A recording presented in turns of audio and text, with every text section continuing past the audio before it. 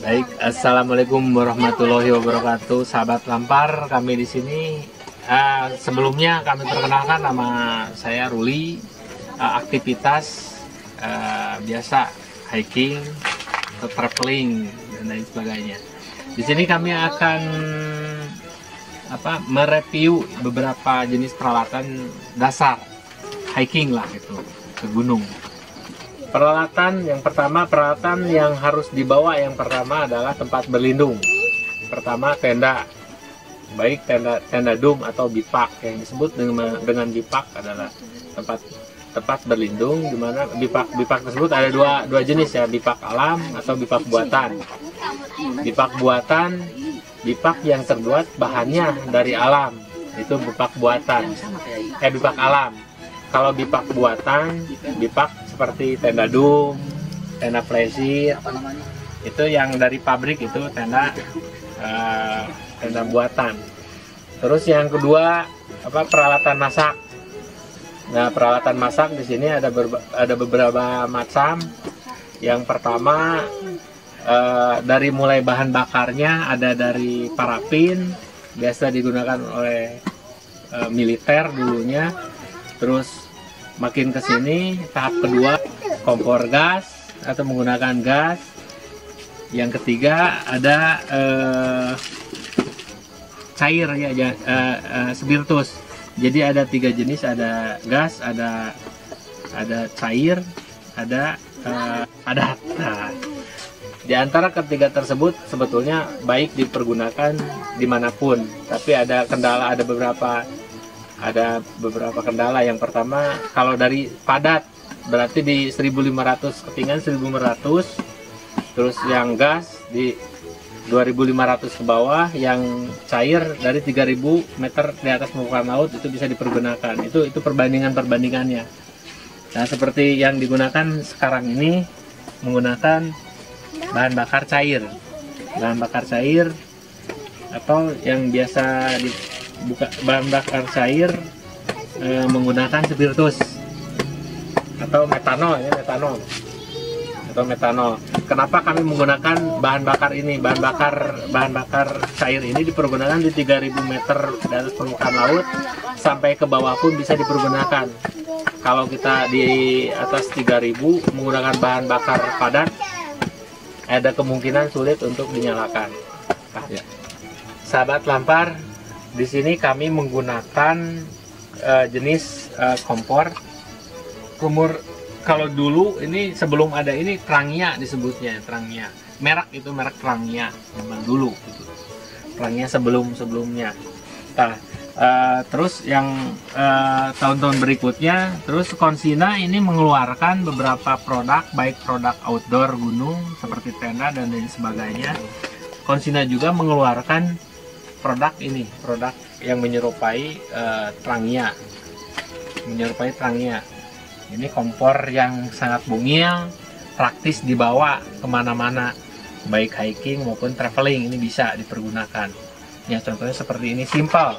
Jadi untuk dibawa tidak terlalu berat. Ini hanya beban beratnya ini cuma 1/4 kilo lah, nggak nyampe setengah kilo.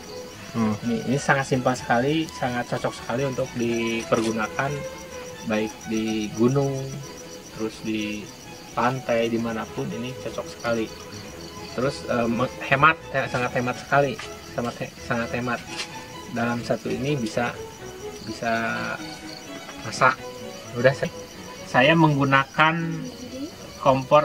Pertamanya saya menggunakan kompor gas, tapi tidak begitu efektif ya, karena sering sekali error. Terus ada kebocoran di selang gitu. Jadi tiap gunung tidak dipergunakan karena membahayakan sekali. Jadi kami menggunakan bahan bakar cair ini seperti ini. Kami di sini menggunakan kompor Konsina ini udah hampir kurang lebih 6 tahun. Ini cukup lumayan lama. Terus bahannya masih kuat lah, masih cukup gitu untuk dipergunakan kemana-mana. Alhamdulillah sampai sekarang masih ada. Sahabat, di sini ada dari kompor Konsina ini dalam satu set terdapat beberapa fungsi atau kegunaan. Di sini ada wajannya. Wajannya yang gede ini bisa dipakai untuk masak nasi, tergantung kapasitas yang mau orangnya. Ini cukup kalau satu gini untuk 4 atau 6 orang menanak nasi. Terus yang kedua, ini wajan yang di bawah ini yang rada kecil, ini untuk sayuran, bisa masak sayuran. Terus di sini ada teko untuk masak air, terus yang ini untuk masak bisa keringan ya, seperti telur atau masak yang kering pakai minyak kayak ini. Terus yang terakhir ini untuk capitannya, tangnya. Kalau tangnya ini banyak fungsinya, buat itu, buat kalau panas di sini bisa dicapit di sini. Ini bisa dicapit sama seperti ini. Nah yang terakhir penutup ini. Jadi gini, ini fungsinya sebetulnya ini sangat mungil ya, sangat mungil. Nah seperti ini nih, ya, seperti ini untuk memadamkan api, sebetulnya bukan untuk tutupnya. Biasanya kalau yang jarang digunakan, jarang pakai, ini buat apa sih ini fungsinya? Sebenarnya ini fungsinya sangat baik sekali ya. Apalagi kalau hilang ini susah sekali untuk mematikan apinya di sini. Jadi apinya ini seperti ini. Kalau nyala apinya bisa ditutup pakai ini. Kalau pakai tiupan gini susah, kalau bahan bakar cair mau dimatiin susah.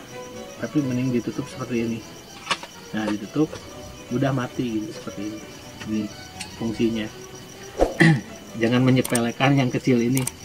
Yang kecil ini justru fungsinya lebih besar, lebih banyak selain untuk penutup ini. Baik sahabat lampar, di sini ada jenis logamnya.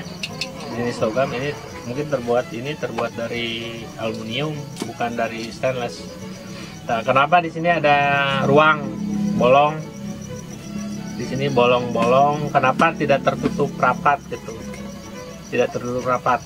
Dikarenakan kalau tertutup rapat, kalau disimpan tunggu di sini, apinya tidak ke atas. Ini harus ada udara tetap, jadi tidak tertutup seperti tungku yang biasa dipakai. Nah ini cara penggunaannya. Tadi isi dulu ya.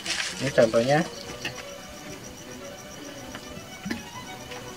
Nah, tergantung kebutuhannya mau apa. Kebutuhannya mau masak air, kita masukin spiritusnya tidak terlalu banyak agar tidak boros ya.